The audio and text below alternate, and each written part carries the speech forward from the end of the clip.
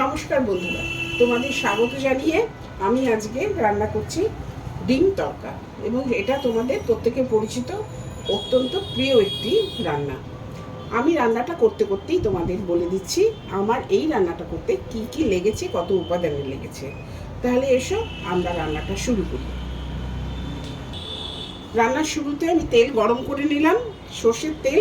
এখানে আমি কিছুটা জিরে দিলাম, সাদা জিরে। এরপরে দিয়ে দিচ্ছি দুটো পেঁয়াজ কুচি করে কাটা।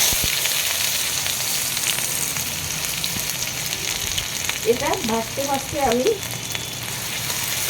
এর মধ্যে একটু ভাজা হবে, তার মধ্যে দিয়ে দেবো সমস্ত মশলাগুলো, অর্থাৎ পেঁয়াজ বাটা, 1.5টা পেঁয়াজ বাটা, আর রসুন একটা গোটা সেটা বাটা, তার সঙ্গে আদা দেওয়া আছে সেটাও বাটা, আর টমেটো পিউরি, আর রেগুলার মশলা যেটা নুন, হলুদ, জিরে, আর আমি ছোলা মশলা গুঁড়ো দিচ্ছি 1 প্যাকেট পুরো, চানা মশলা।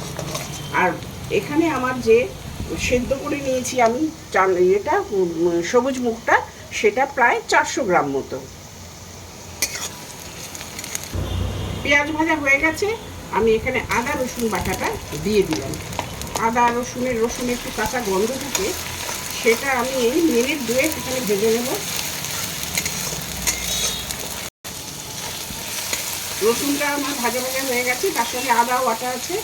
এর মধ্যে আমি এবার দিলাম পেঁয়াজ যেটা বেটে রেখেছিলাম সেটা। এটাও একটু ভাজা করব।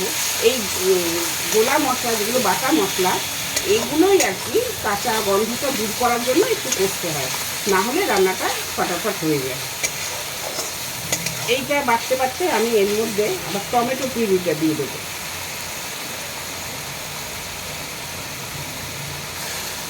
টমেটো পিউরিটা দিয়ে দিলাম আমি। এবার আমি কিছুক্ষণ ধরে এটাকে কষাবো।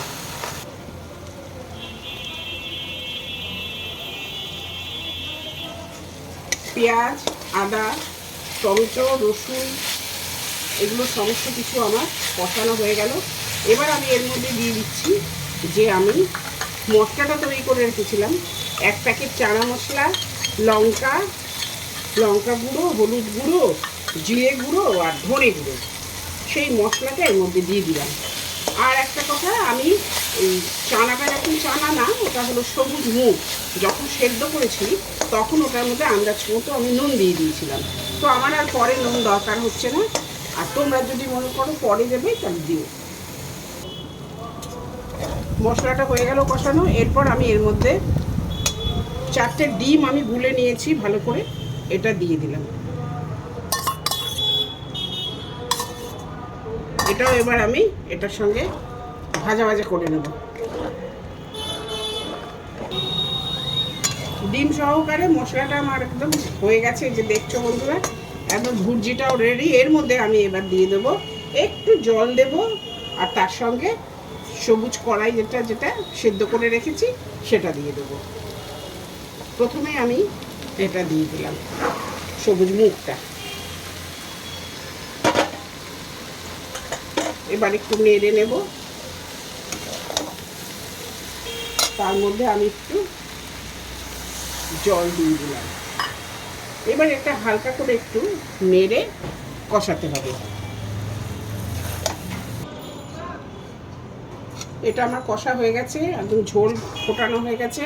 আমি একটু কসুরি মেথি এখানে দিয়েছি, সেটা একটু হাতে ক্রাশ করে নিচ্ছি কসুরি মেথি। এবার এর মধ্যে আমি কাঁচা লঙ্কা চিড়ে রাখা কয়েকটা দিলাম, আর দেব এখানে একটু গরম মশলা গুঁড়ো।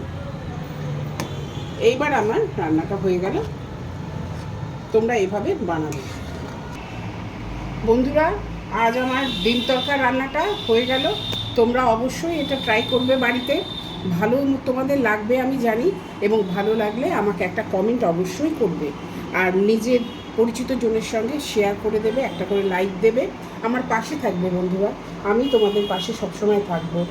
আর নতুন যে সমস্ত বন্ধু আমার চ্যানেলটিকে আজকে নতুন দেখছো, সাবস্ক্রাইব করে দেবে আমার চ্যানেলটিকে, ও বেল আইকনটি প্রেস করে একটা লাইক দিয়ে আমার সাথে থেকো, আমার পাশে সর্বদা থেকো, আমিও থাকবো। তাহলে চলি আজকে, আগামীতে আবার দেখা হবে আরও একটু নতুন রান্না নিয়ে। নমস্কার।